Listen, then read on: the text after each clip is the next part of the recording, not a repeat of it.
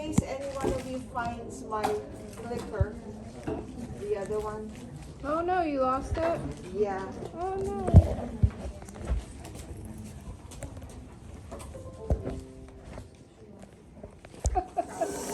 Isn't it due by like 8 p.m.? Yes. Okay, so I put it in my phone spot.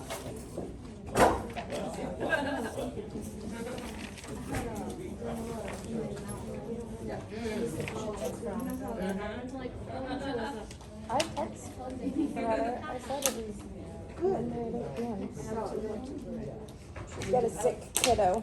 Oh, so you look for the one that you already saw.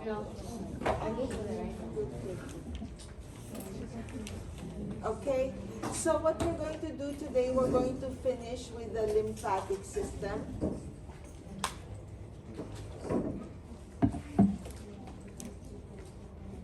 And then maybe take a break and I'll give you a worksheet. Yeah. But very quickly,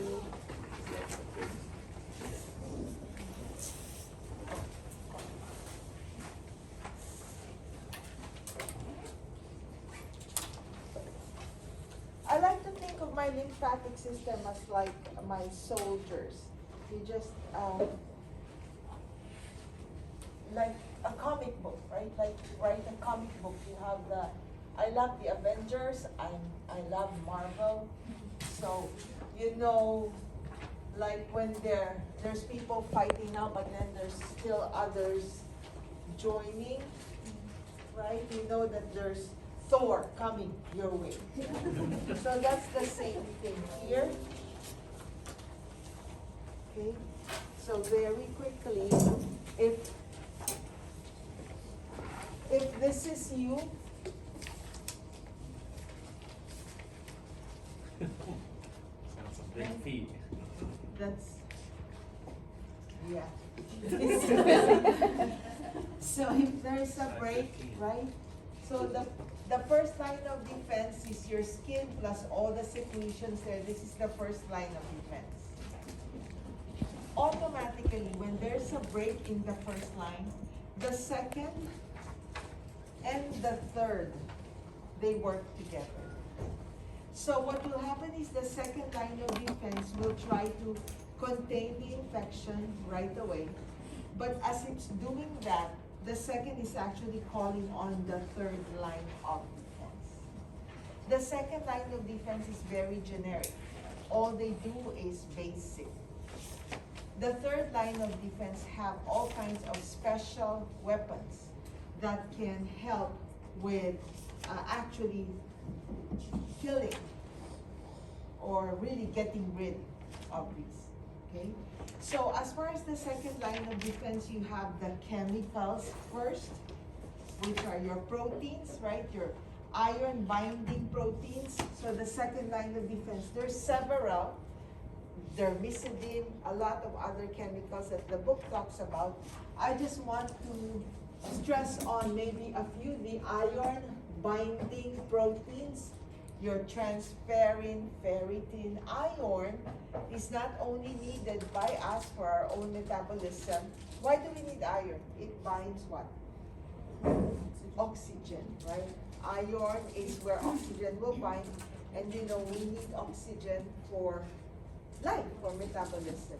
That's the same thing with all of these cells, the microbes. They also need oxygen for their own metabolism. So if we deprive them of oxygen, then we can weaken them that way. That's the second line of defense. We also talked about interference, right? Interference. Remember the interference? So in case the germs made it in, so there's germs, letter G, and they are able to invade one of your healthy cells, any of your cells. So this cell is doomed because it's already infected, right? Like there's some, what do you call them? The rubbers, they go in. So what do? You call, right? You call your neighbor. There's some people here. Be sure you lock your doors or something like that. And that's what this will do. This infected cell, the infected cell, will make what you call interferon proteins. And that's what they will release, so that the other healthy cells, they get the message. When they see these interferon proteins, and it binds there, they get the message and they start making specific substances that can be unfriendly to the multiplying or the sustaining of your microbes or viruses. Okay? So that's another second line of defense. Then we also talked about complement proteins. This is also second line of defense. Complement proteins are proteins that you always have in your body, just like the clotting proteins, right? But they're inactive. So what happens when these proteins encounter some of these microbes that's now in your blood vessels? Do you remember? All of these microbes can be picked up, right, by your lymphatics, and they can enter your blood, no problem. So in the blood, what these microbes or toxic substances, anything that's non-self, what they do is they can denature or activate your complement pathway. And what does the complement do? Several things, right? The complement can form the membrane attack complex, where they push against the cell membrane of microbes or infected cells, causing their lysis, so they die, right? They can also promote inflammation. And there's another thing that they do, which is called opsonization.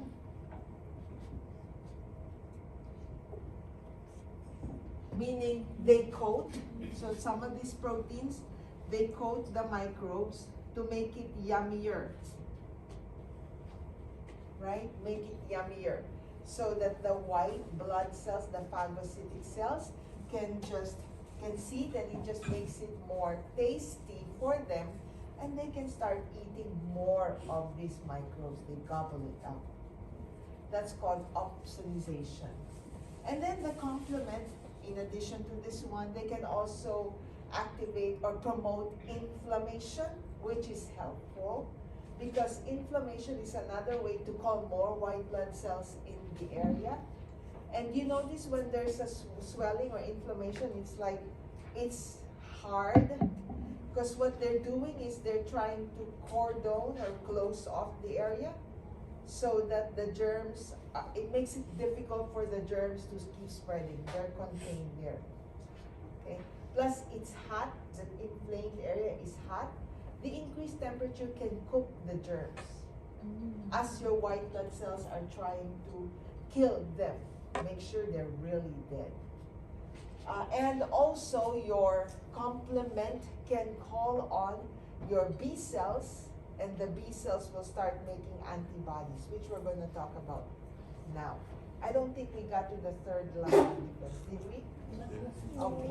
So those are chemicals. Remember, there's a cut in your skin, now done with first line, and now you're looking at the second line. Look at all those chemicals trying to prevent the germs from spreading. Then also, there are cells that provide you with the second line of defense. What are the cells? These are your typical white blood cells that I asked you to look for, and it was a graded activity, identify, right? So you're going to include here your neutrophils, eosinophils, basophils, monocytes, and a type of lymphocyte called the natural killer cells, or NK cells. Okay? So all of those white blood cells plus the NK cells, which is a type of lymphocyte, they're all your second line of defense. So the first line of defense is basically just skin, plus the secretions there. Oh, no, not skin. Skin and lining. Epithelium. Epithelium is your lining. So that's your first line of defense. When there's a breach, you have cells plus all of your chemicals. Oh, include in your second line of defense fever.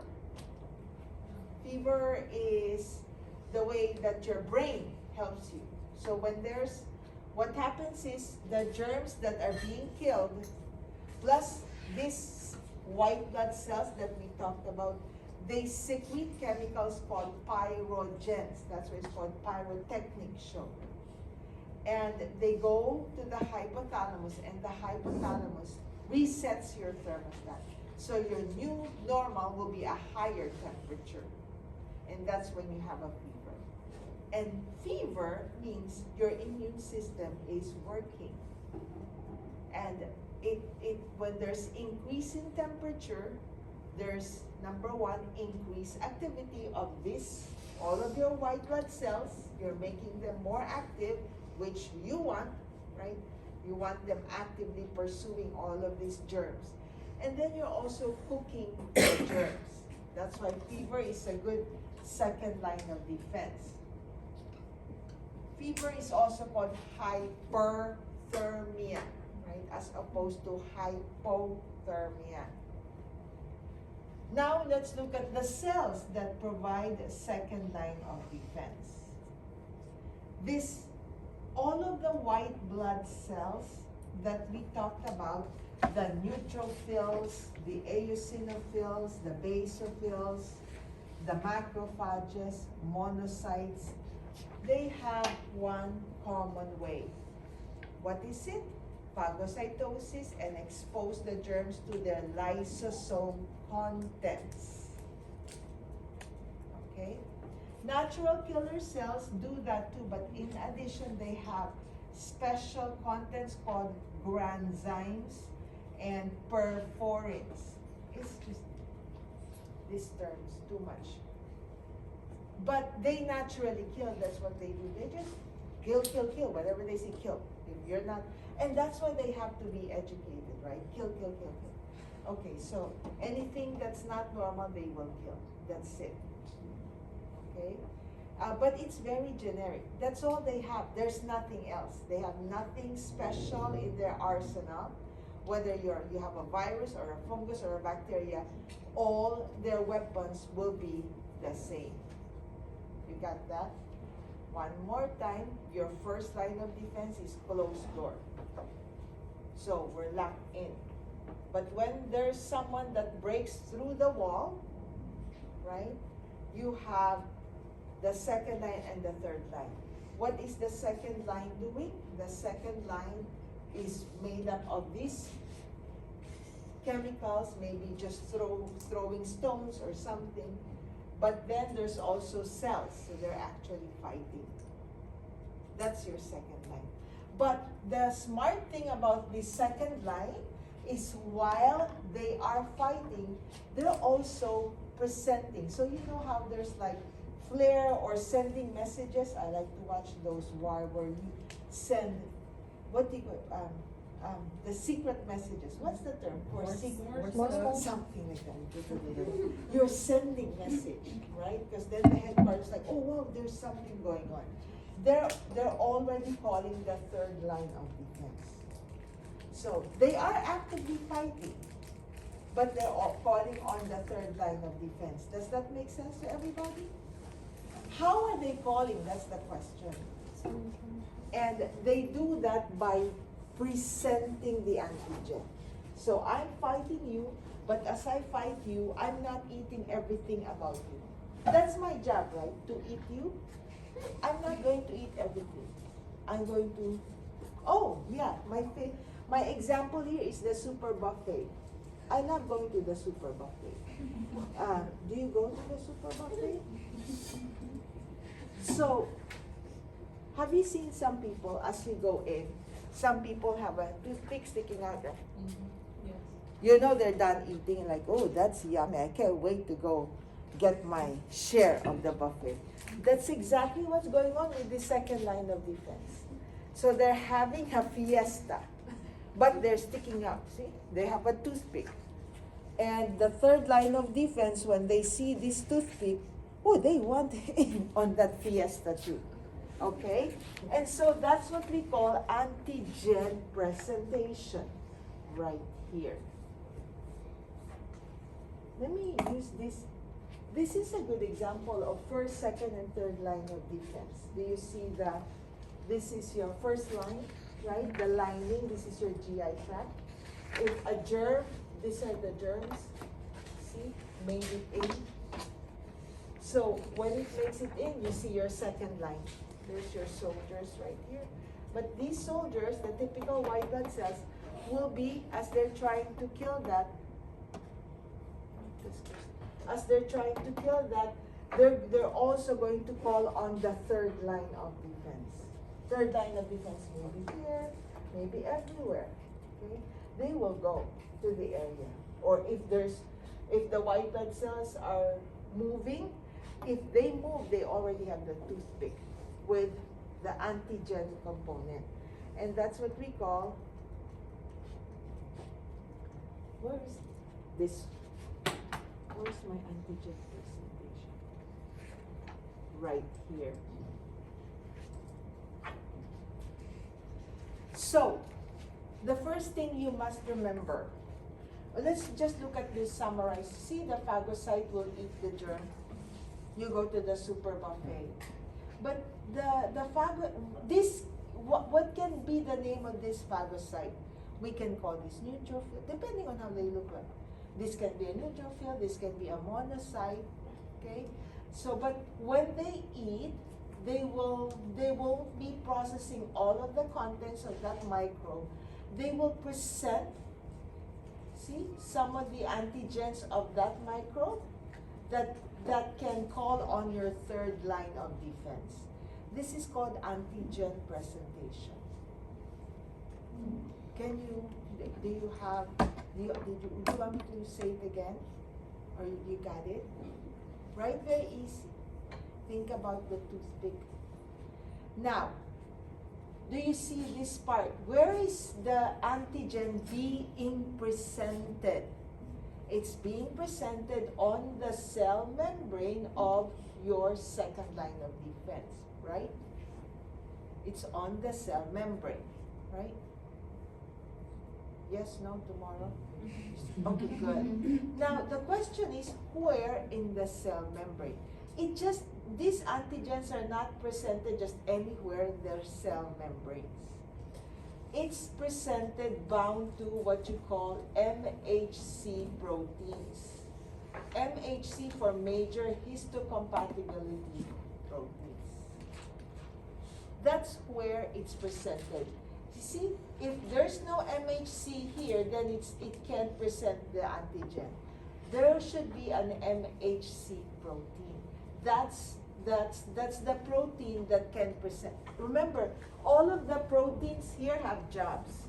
Some of the proteins may be for entry of glucose, some of the proteins may be for entry of, or for exchange of sodium-potassium pump. They have jobs, whatever protein you see here. Go back to chapter 3.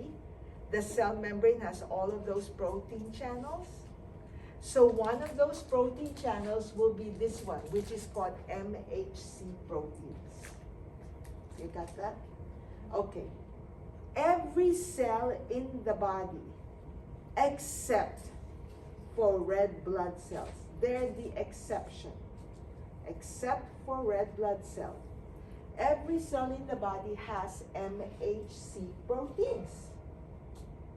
If you are any of these white blood cells, your MHC protein is called MHC2. For any other cell in the body except red blood cells, the MHC you have is MHC1.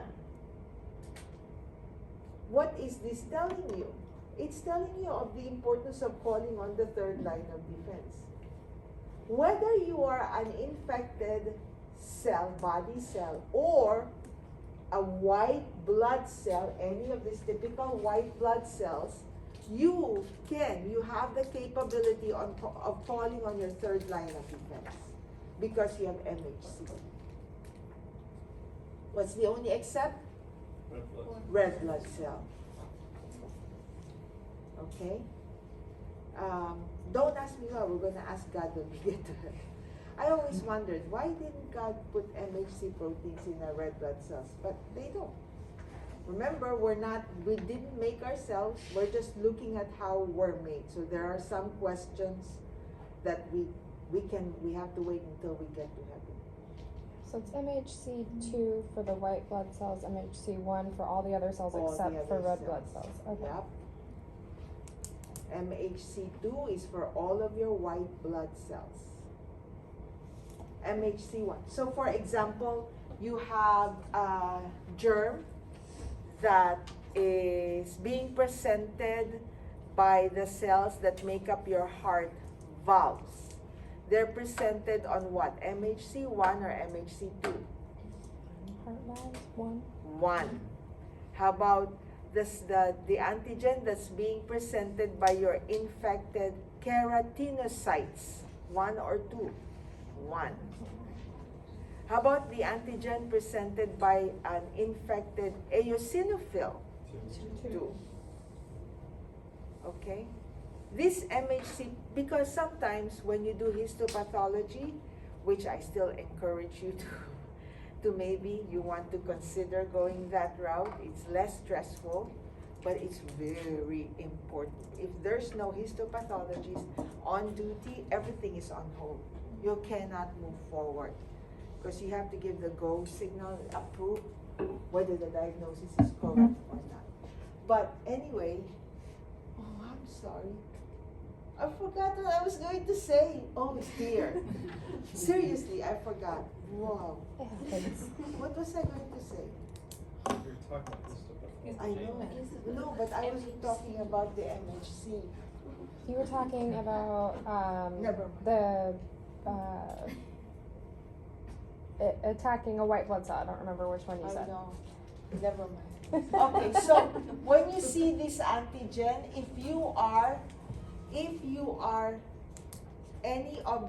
you're the third line of defense and you see that, then you know that there's something going on.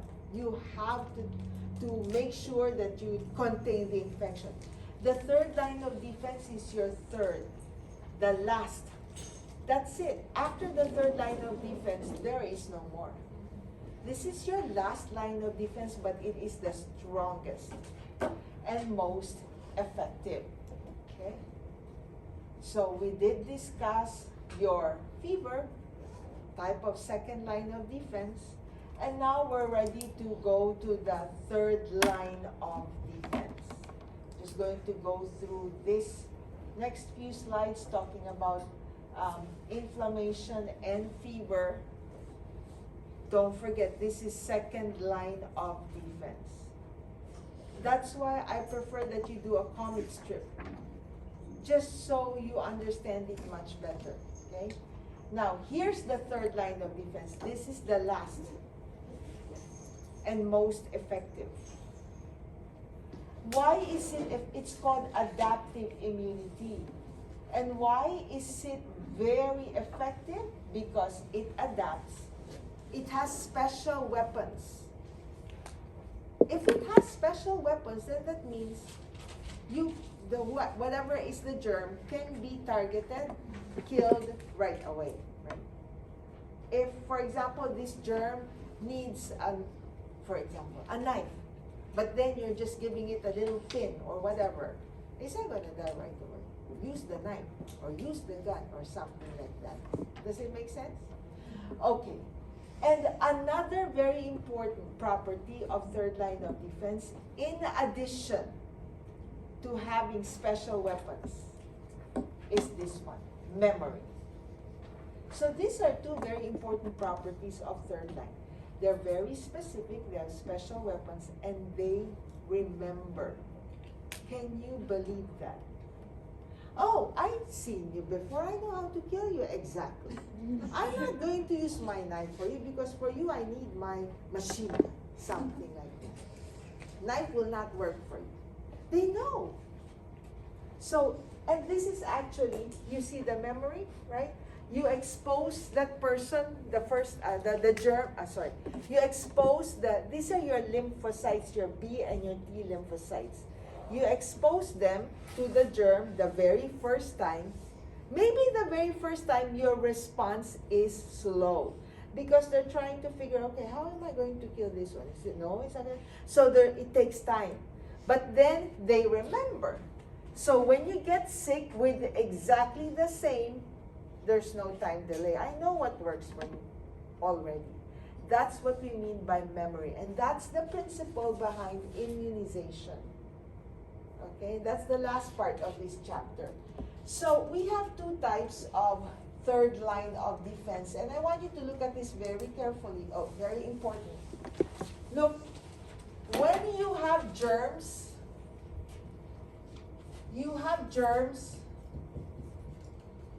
that is still outside waiting to get in and infect your own cells, right?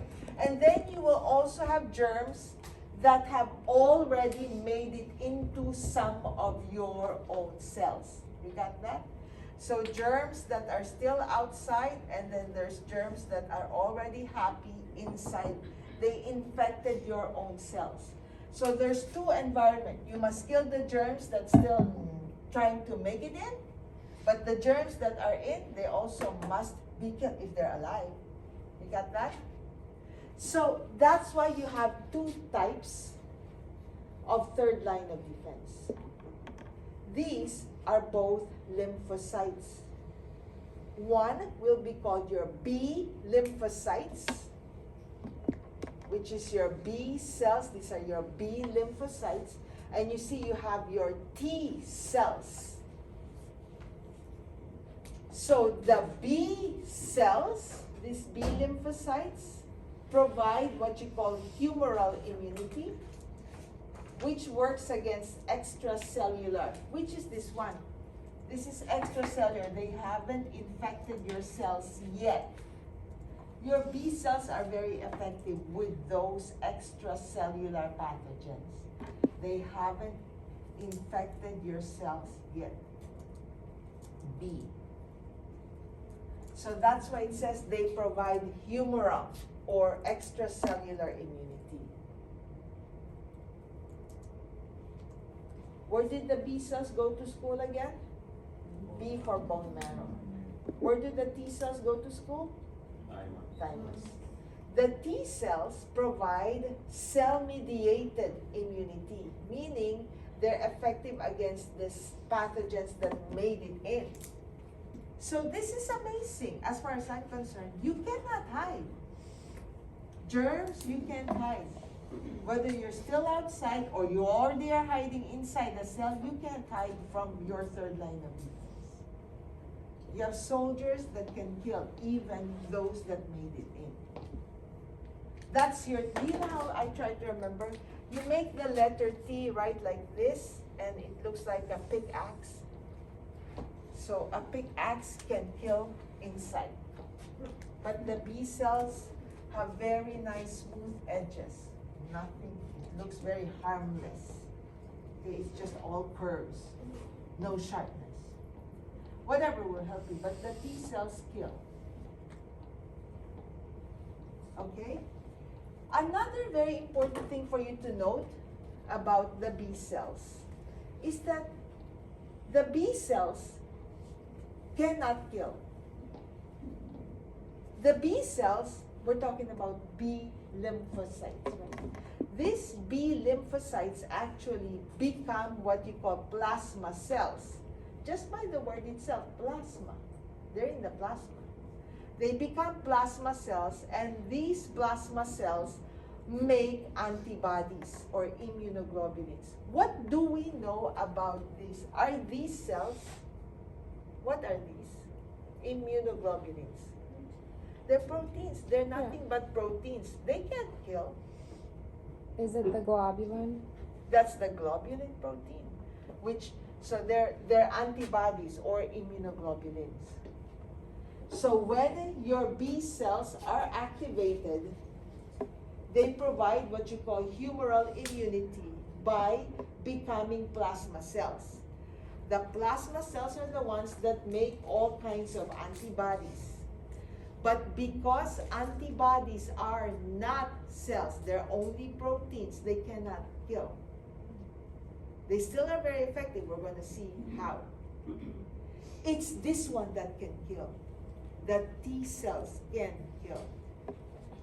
So you have two types of T cells for the third line of defense. One is called cytotoxic T cell, and the other one is called helper T. Look at this. Cytotoxic and helper T cells. Okay? Remember, these are lymphocytes, which is the same as your natural killer cell. Okay? They're all lymphocytes. They notice something about the helper T cells and the cyto. So first of all, what do you think? Do you think you will agree if I told you, just by looking at this, that T cell is more dangerous, right? Because they can actually kill. Do you agree? Yes. These T cells, right? And then you have two types of T cells providing third line of defense. One is called helper, and the other one, look at this, is called cytotoxic. Just by the word itself, which of the two will kill, the helper or the cytotoxic? Cytotoxic, right? You know, and then they looked at it under the microscope. How do we know? Because, do you agree? If I'm checking your blood and you're fighting, you have an immunity, I think I want to see how many T cells, how many cytotoxic do you have? What's the concentration? Why are you not winning your fight against whatever? Maybe it's down. But how do I know which one is which? That's the question.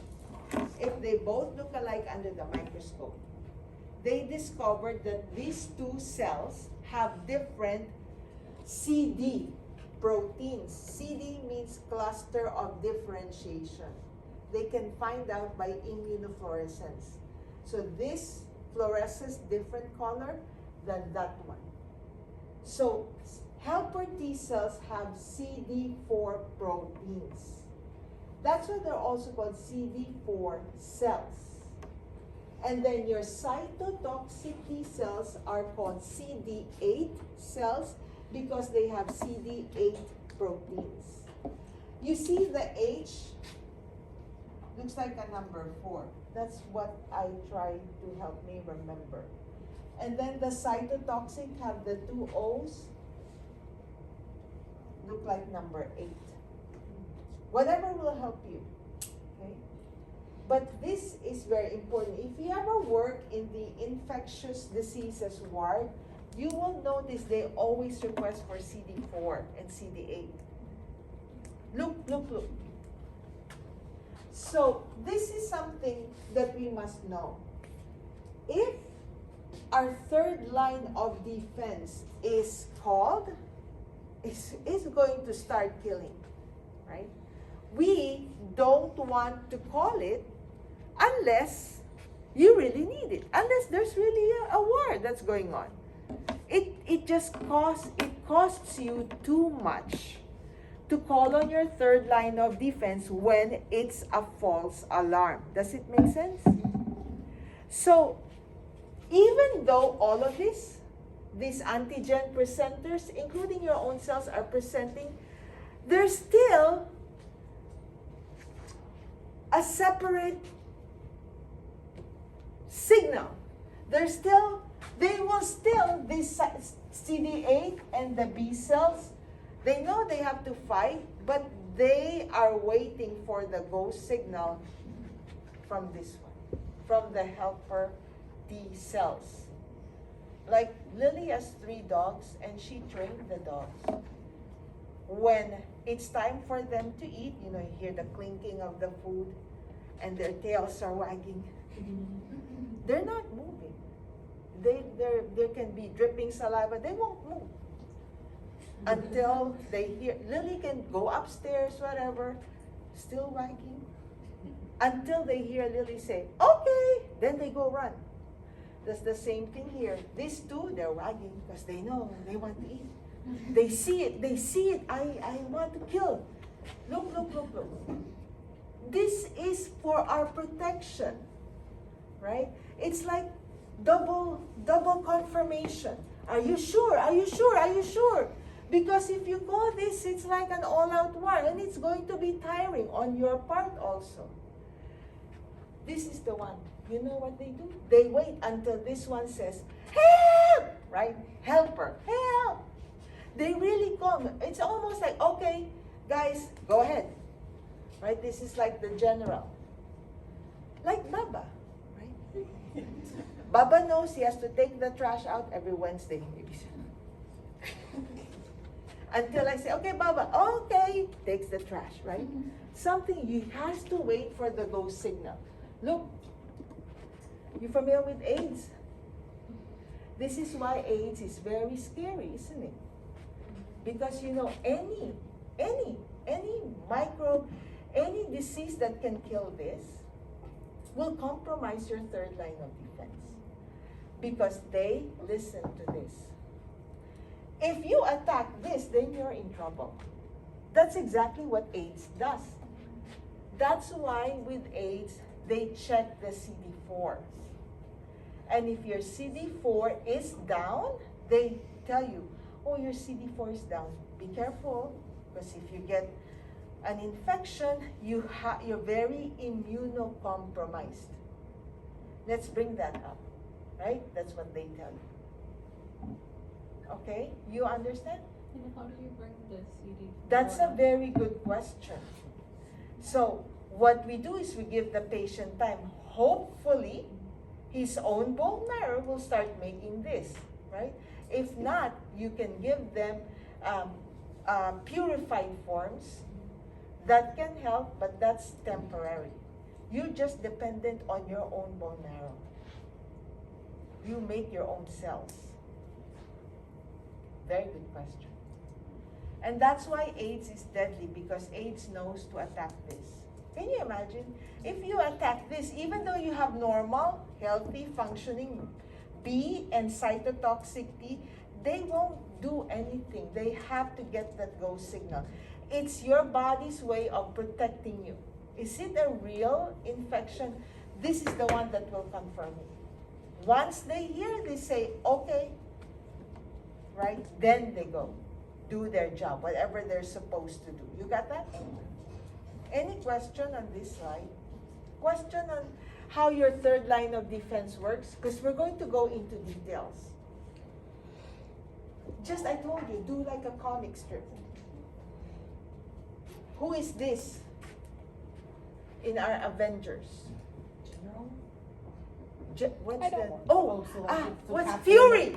Nick Fury. Oh, Fury. Okay, that's fair. I love Avengers. I don't like the other one. What's the other one? DC, DC comics. They're like Batman, Superman. boring. Okay. Look. So there's your, see, this is, now we're going into specifics, unless you have any question. Yes. Yes. Oh, I'm so scared when I hear I'm just thinking about what happens when, assuming you have got a bacterial infection,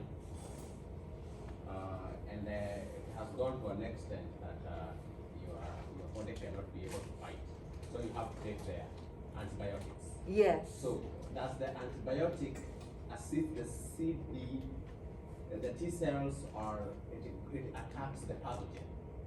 Can they, oh, you mean can they be a part antigen presentation? Mm-hmm. No. They're just helping in killing the germs. Also, they attack the germs. Yeah, they can help neutralize those germs. So what antibiotics are doing, these are chemicals that if the germs ingest them, you know, germs are looking for something to sustain themselves.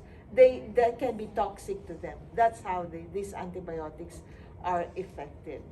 But that's why antibiotics are only taken for so long, right? Like 5 days, because your liver cells, of all of your organs, your liver cells can be susceptible to the damaging effects of these antibiotics too. That's why we can't give them for long periods, right?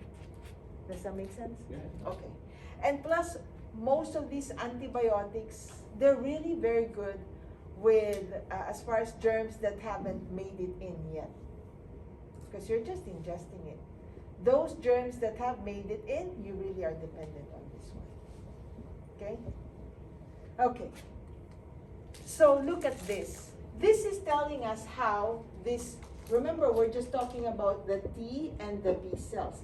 And specifically, I hope you know that this is the one that will kill. The cytotoxic is the one that really kills.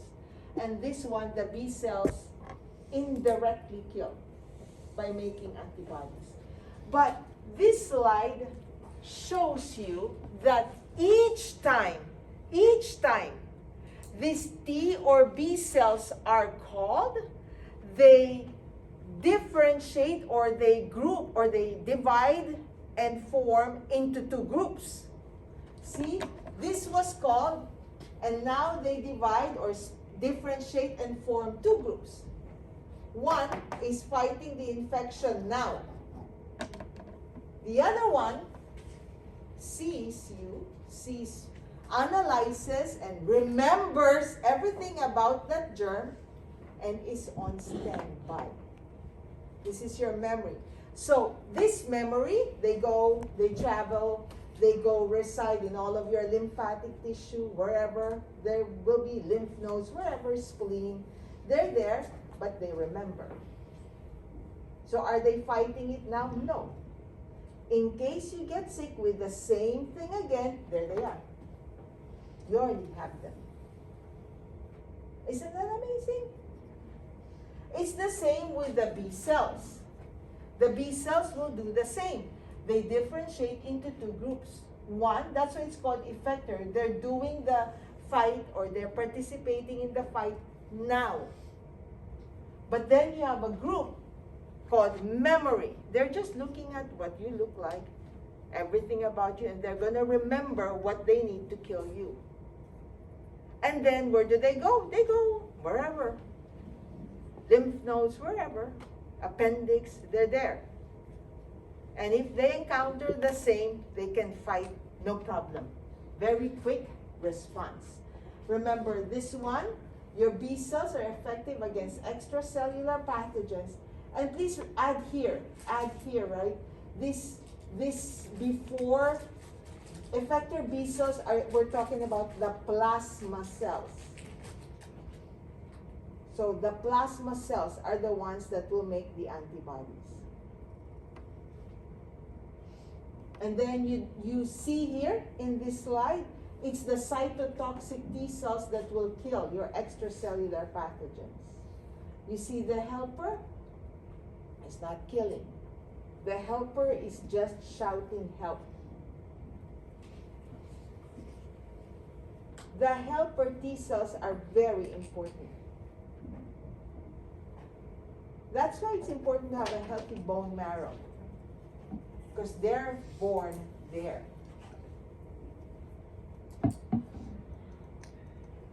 Okay? So this slide just talks about, just discusses what we just talked about. You see, it says the antigen binds to the B cell receptor, then you have your MHC2 proteins, and it's called co-stimulation. It's just a go signal. You have to have that go signal from the helper. If not, even though you have healthy levels of cytotoxic T cells and your B cells, nothing. They're ineffective unless they get the go signal from our helper T cells. Do not forget, it's not the B cells that will make the antibodies, it is the plasma cell. So the B cell first has to become a plasma cell. The B cells are your B lymphocytes. Under the microscope, maybe you can see this, right? So your lymphocytes, you know how they look like, they're like this. And there's the nucleus. You know the plasma cells, they become a bit bigger. They still have the nucleus, like that. But they start having more cytoplasm. Okay? That's the plasma cell, and you find them all over the plasma. Okay? So you see, there's your B cells that's been activated. They make the antibodies. There's your B cells, they become plasma cells that make antibodies. And then it says subsequent, there's your memory, but the next time you encounter the same, look at the number of B cells now. There's fast. Because they know, they don't have to think about, can I do this or not? Because they already memorized. Your response, instead of just 3, look at all of that. So it's very effective. So let's look at the B cells. The B cells become plasma cells. And we said plasma cells help you by making antibodies. And antibodies are your immunoglobulins. That's the globulin. There are 3 proteins in blood. Albumin, this is globulin, and fibrinogen. Now, because antibodies are not cells, I wonder how they are so effective. This slide explains that. One way they do that is by do you remember agglutination? It means clumping. So what's being accomplished with agglutination? They make the germs bigger. If you clump them together, it's easier to be seen than if they're individual, they're so small, but group them together, they're bigger. So then your other white blood cells, even your cytotoxic T cells, can see them much better, and they can easily kill them. You kill not just one, but groups of them, that's faster. Don't you think so? If you ate them one by one, by one, by one. That's why Baba is done. I feed the dinner. By the time I sit down, it's done. Because he just ate gloves, right? Same thing here. That's what we mean by agglutination.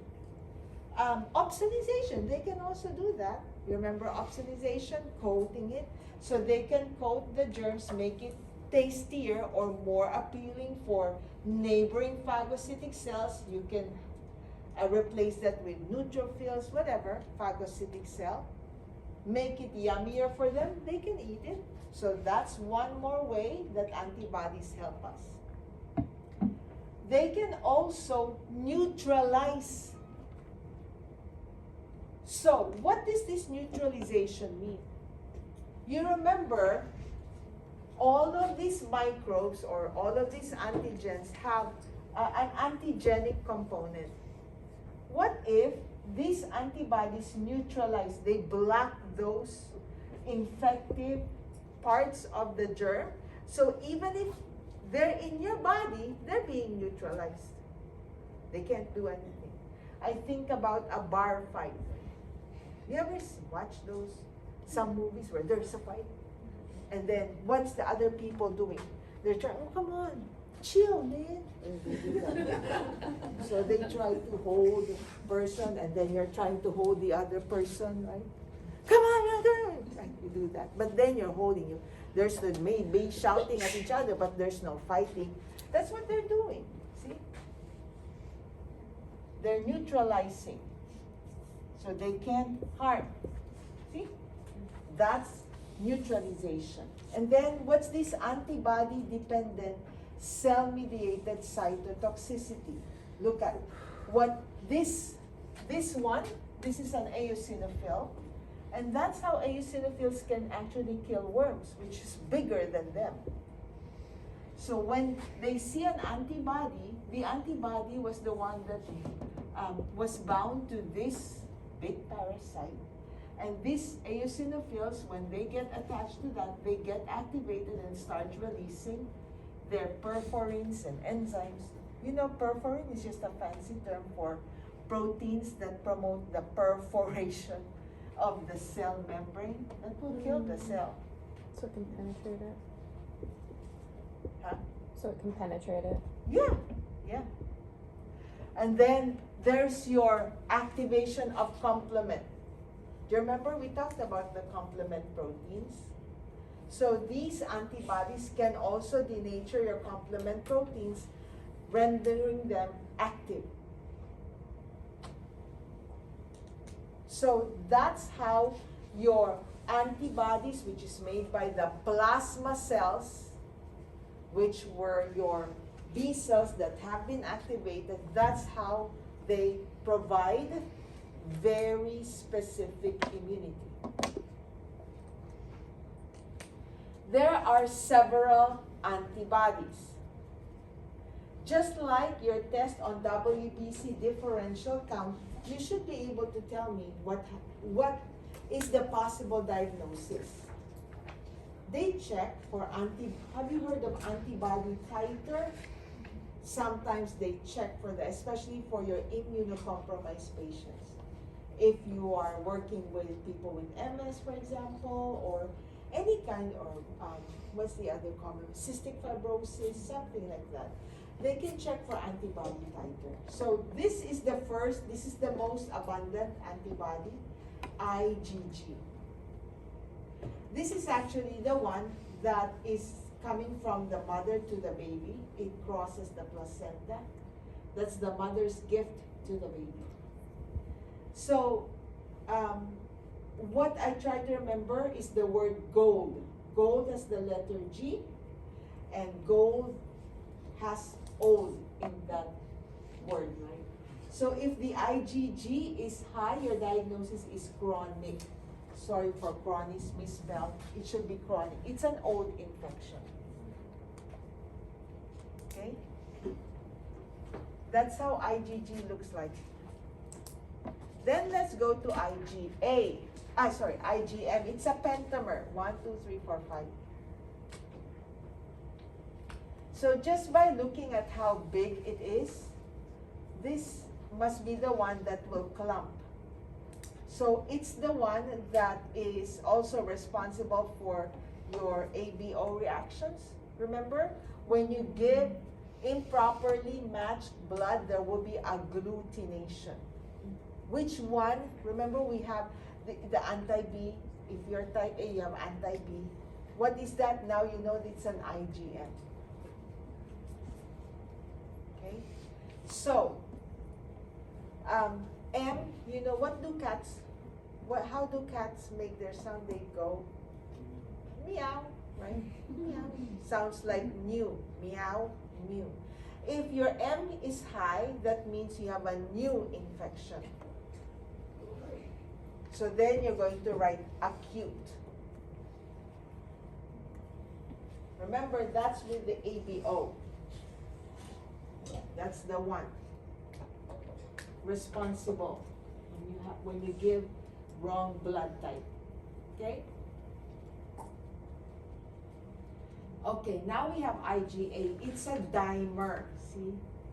Maybe that's why they call it IgA, because it looks like a letter A. This one, very important. They provide mucosal protection, and you find them in secretions. Do you have dogs? Do you notice when your dogs have a boo-boo, they start licking? Lick, lick, lick, lick, lick, lick, lick, lick, right? What? You watch, I like to watch cooking show. Sometimes when they have a cat, what's the first thing? They lick, right? All of our secretions, saliva is a secretion. Breast milk is a secretion. It has IgA. Even with dogs, right? They lick. That's why they're like attracted to your boo-boos. Sometimes they lick your boo-boo, right? Like, you're disgusting. But they're actually helping because they also have IgA. So, and look at this word, mucosal protection. I remember there was a test in the test bank. Something like this patient always had diarrhea, frequent respiratory infections. Which of the following antibodies do you think is compromised, maybe abnormal? It's this one. When you're talking about mucosa, like frequent diarrhea means there's problem with your lining, right? Frequent respiratory infection, maybe this one. And this, because this is very high in breast milk, these antibodies are the only ones. This antibody A is the only component in breast milk that cannot be replicated in any formula that you buy in the store. Because they can get denatured or spoiled right away. It's very hard to preserve them. So all of the formula that you buy in the store do not have IgA. It's only from breast milk. Look at breastfed babies from formula-fed babies. Compare the number of GI episodes between the two. More in milk, formula-fed babies. I breastfed Lily until she was 2.5 years old. You know how many times she went to the ER? 0. Okay? This one is what we take advantage of. Question on this? So if there's a decrease in this one, maybe frequent diarrhea, maybe frequent like asthmatic attacks or something like that, related to lining or secretions. Okay, next we have IgE. E for eggs. Some people are allergic to eggs. Okay, so this is high when you have allergic reactions or parasites. You expect it to be high.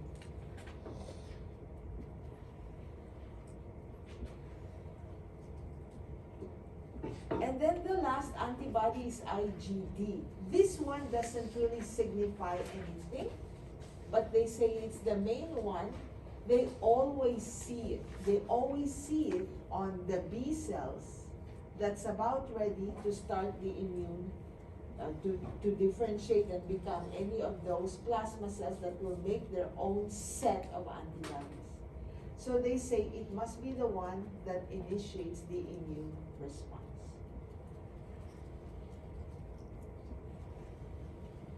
One more time. Are these antibody cells? No, they're only proteins. They don't kill. Please don't forget, okay? Because sometimes in the test, everything else, IgD is a cell that, or whatever. And then you read the entire thing, you write through. But then you forgot, it said cell. Even though everything is true, but the word cell makes that false. It's not a cell. Okay? Okay. So, right here, you see very clearly. You see how the helper T cell is the one that has to give the final go signal for the cytotoxic or CD8 cells and your B cells. Unless they get that go signal from your helper T cells, no matter how effective they are, there is nothing that can be accomplished. Okay? And I always want you to remember B cells, effective against extracellular, T cells against intracellular. When you're answering a test question, you have to think about where that pathogen is. Is it inside or outside the cell? Another term for outside is interstitial, or tissue fluid, or in your plasma, or in your lymph, or in your aqueous humor. As long as it's the only intracellular word is cytosol or cytoplasm. Everything else must be extracellular. So if you look at this image right here, you can see how more effective is your T cells because they can actually kill. Whereas this one, look at. So first, CD4. The CD4 is very important in calling on your cytotoxic and your B cells. But look at the B cells. You don't see any dead cell here. They're just making the antibodies that can then do all of those things that we saw earlier to hopefully call on your cytotoxic T cells and all of the other phagocytic white blood cells that we have. This one I lifted from the National Cancer Institute. I like the story of this one. Just make a story. Or this one. I love this.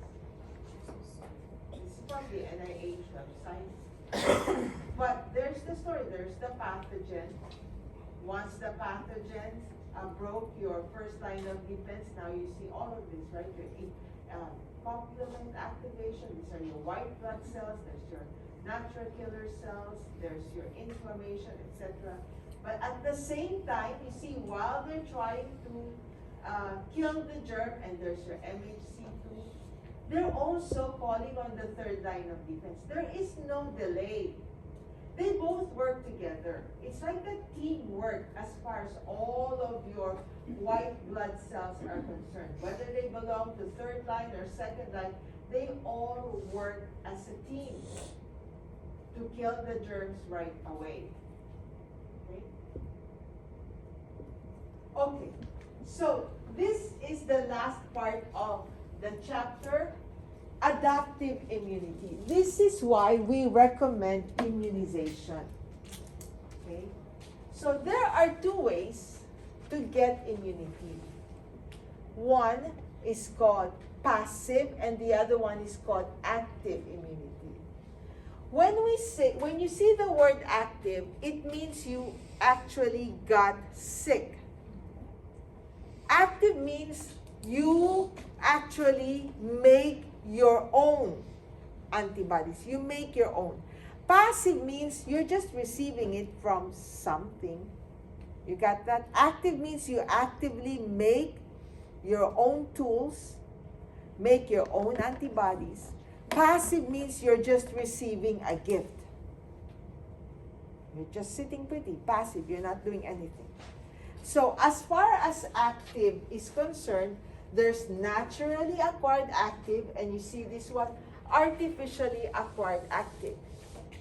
Naturally acquired active means you naturally got sick and you made antibodies from that sickness. You just got it. Like you get a cold, you just got sick. You develop a naturally acquired immunity. Like, do you know of chicken pox? I don't think you ever had chicken pox. I did. Yeah, I did too. So that means you got sick, right? That's naturally acquired. When you got sick, you made your own antibodies to the chicken pox. That's a naturally acquired active. You see there's artificially acquired active? This is your immunization. They make you artificially sick, right? What are they injecting when they give you the COVID booster? They're giving you the antigenic components of the COVID. All of the vaccinations are actually purified antigens or dead viruses. They inject it to you. Then your immune system will start making antibodies against that. So they're making you artificially sick. And that's why this is called artificially acquired active. You're still making your own antibodies. So active means you're making your own. Do you have any question on the difference between the two, naturally acquired active and artificially acquired active? Very easy. What about passive? Passive means you're not doing anything, you're just receiving a gift. It's already given to you, the antibodies. So you have naturally acquired passive, and there's only one. Mommy to baby, that's it. The breast milk, that's naturally acquired passive, or the IgG from the placenta to the mommy, that's natural. You didn't make any antibodies. All of a sudden, you have antibodies. What's artificially acquired? This is your purified injections of immunoglobulins. You will receive an order for gamma globulin A or immunoglobulin G injection, bolus, whatever. That's artificially acquired. Also passive.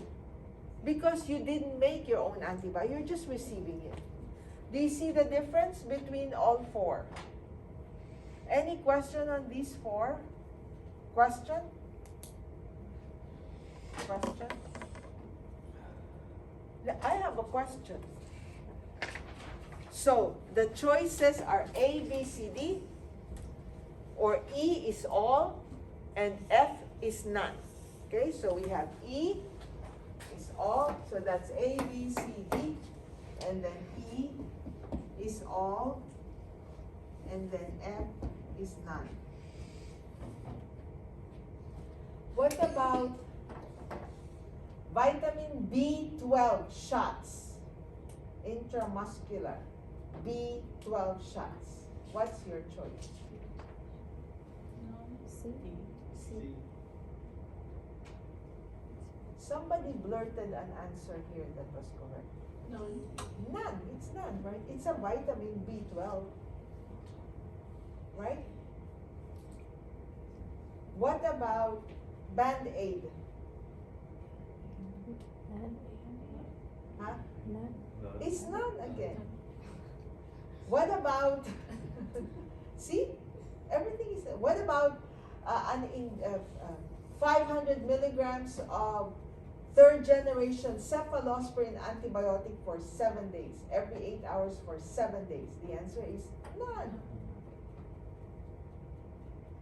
Okay?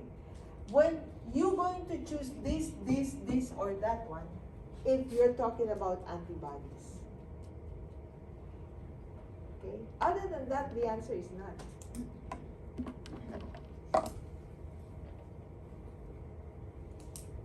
Wearing hats to protect you from sunburn, none.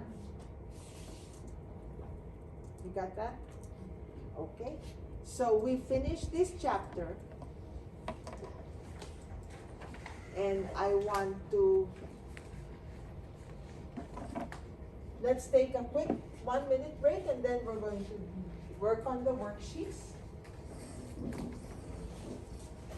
Who has watched the video?